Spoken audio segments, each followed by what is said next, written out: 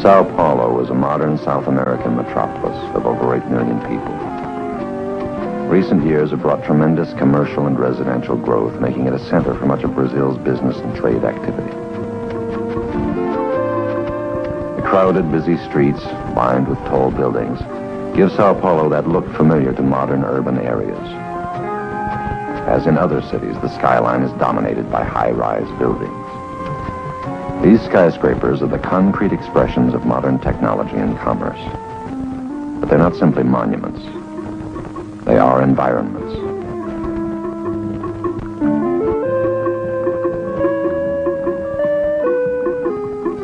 Every day, hundreds of thousands of people in Sao Paulo, millions throughout the world, live and work in these vertical cities.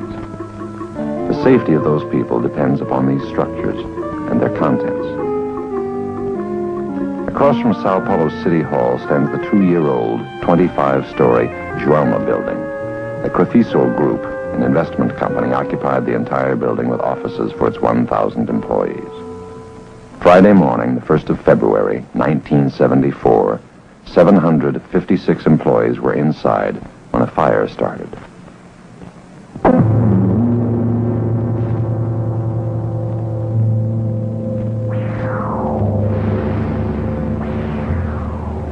Beginning in a 12th floor office, the fire moved quite rapidly through the building. The fire was discovered at 8:50 in the morning. The fire department was notified by the occupant of an adjacent building some 15 minutes later. The first fire units arrived at about 10 minutes after 9. They immediately called for assistance.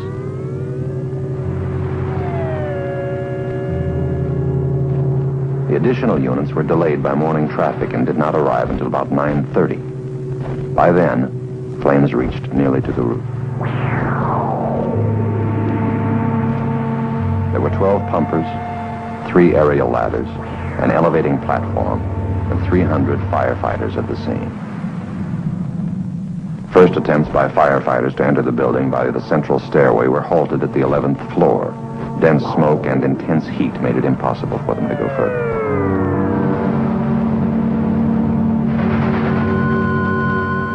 Heat and smoke also turned away helicopters trying to reach the 171 people trapped on the roof.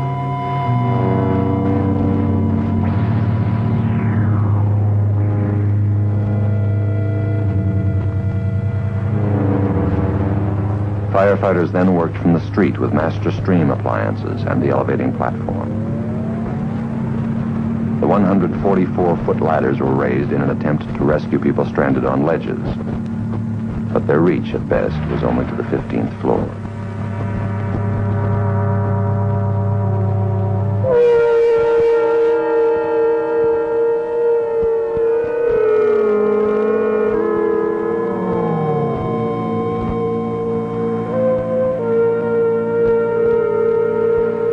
By 10:30, the fire had subsided.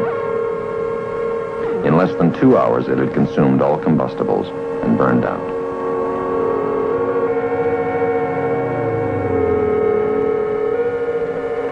Rescue and medical teams were then able to enter the building.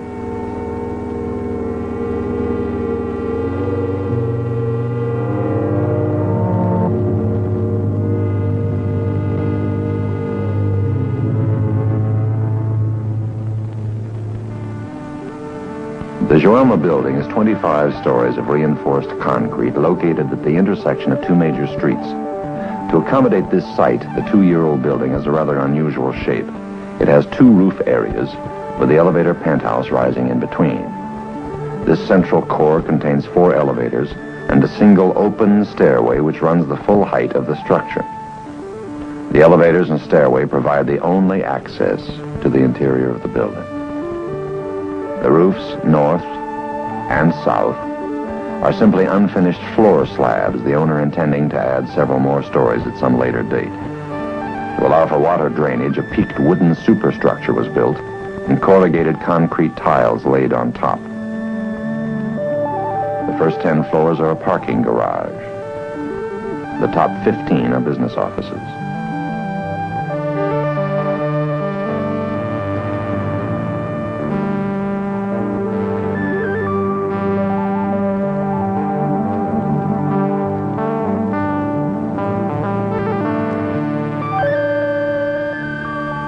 building's exterior consists of a curtain wall, hollow tile faced with concrete plaster, into which the aluminum frame windows were set. Between floors, a spandrel of 3 feet is formed by this curtain wall. The reinforced concrete floor slabs extend about 3 feet beyond the curtain wall and intersect the vertical sun screen, which shades the interior from direct light. Before the fire, the office interiors were divided by wooden partitions. The desks and shelves were wood, ceilings were cellulose fiber tiles attached to wood strapping. The drapes, carpeting, and other fabrics were all flammable. At the time of the fire, then, the Joelma building was a fire-resistive, reinforced concrete shell which had been filled inside with combustible materials. The air conditioner in this window on the 12th floor required a circuit breaker different from the kind needed by the other units.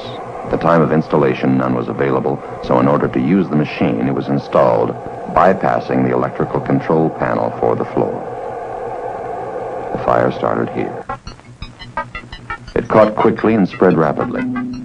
Beginning in a window on the north side of the 12th floor, the flames moved in 2 directions. Racing across the ceiling and carpet, they reached the central stairwell and shot upward. The fire didn't extend up the stairs much further than the 15th floor because of a lack of fuel in the stairwell. It did, however, fill the well with smoke and heat, which made it impassable. Simultaneous with this internal spread, the flames were reaching up the exterior of the building. The 13th floor was as yet unfinished and unoccupied on this, the north side. Few combustibles were present. The fire rose to the 14th floor, where heat and flames broke through the windows, igniting the interior.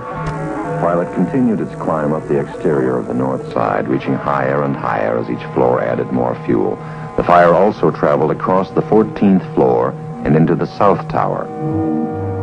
There, too, it shot out the windows. The flames were now moving rapidly up both sides of the building. Less than an hour after it had begun, the fire had spread throughout the top 14 floors.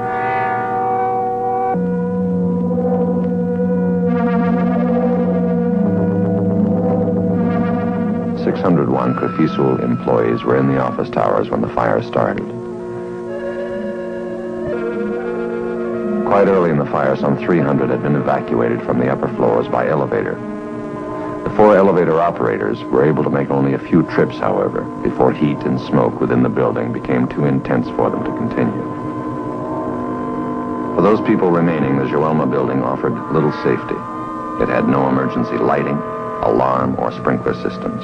The one stairwell was an inadequate and unsafe exit. No plans for evacuation had been made in the event of a fire emergency. Many people used the stairway to get out onto the roofs, where they hoped to be evacuated by helicopters. 2 years before in Sao Paulo, 300 people had been saved in another high-rise building fire. Their rescue was effected from the heliport on the building's roof. The people on the Joelma roofs felt that helicopter rescue might be possible for them as well. It wasn't. There was no place on the roof clear enough and large enough for helicopters to land. Even if there had been, the dense smoke and strong thermal column made approaching the building by air too hazardous, and rescues could not be effected until well after the fire was out.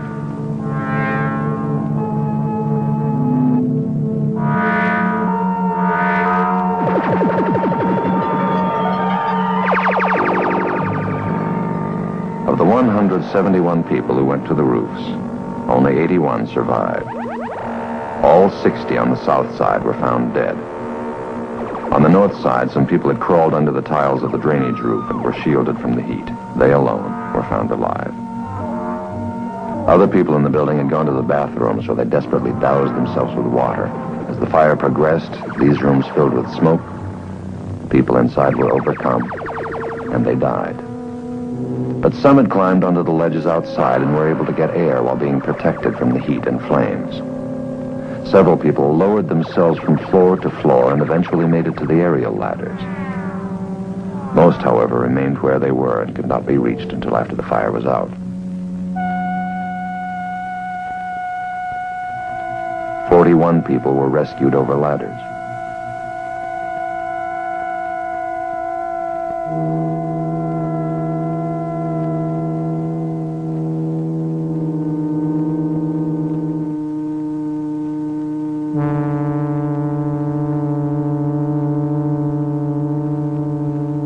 The continued threat of fire was exhausting, both physically and emotionally, for those people trapped inside. Fearing that rescue would come too late or not at all, desperate, they jumped.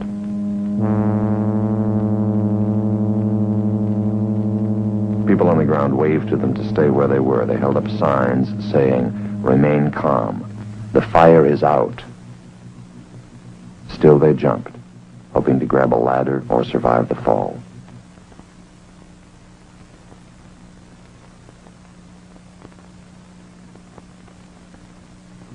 None of them did survive. 40 people died this way, 30 of them after the fire was already out. After the Joelma building had been searched, authorities found that 179 people had died.